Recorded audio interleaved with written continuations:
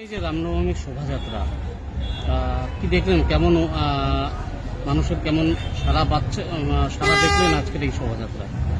সারা পশ্চিমবাংলা জুড়েই হিন্দু জেগে গেছে।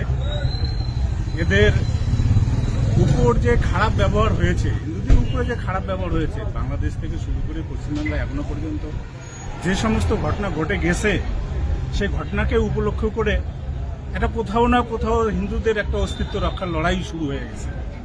আজকের দিনে হিন্দুরা যদি একত্রিত হয়ে না বেরোয় রাস্তায়, তাহলে অস্তিত্ব বিপন্ন হবে এবং সেটাকে রক্ষা করা। আর আমাদের রাম ভারতবর্ষের পরম্পরা, রাম ভারতবর্ষের প্রাণ, হিন্দু সম্প্রদায়ের প্রাণ রাম। আর রামের উপরে এরকম ভাবে নিষেধাজ্ঞা জারি করা এর আগে আমরা কোনোদিন দেখিনি।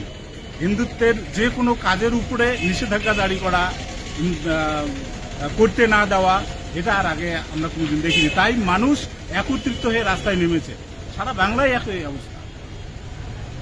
আজকে অংশগ্রহণ করেছে এখানে দেখতে এই দিনে পশ্চিমবাংলার যে দুরবস্থা, পশ্চিমবাংলার যে দুর্নীতি, পশ্চিমবাংলার যে অনুন্নয়ন, তার সাথে সাথে হিন্দু সম্প্রদায়ের উপরে যে টর্চারিং, ধর্ম পালন করতে না দেওয়া, সমস্ত কিছুর উপরে নির্ভর করতেছে আগামী দিনের যে মানুষের প্রতিবাদ এবং পরিবর্তন চাইছে, সেটার একটা প্রতিফলন দেখা যাচ্ছে।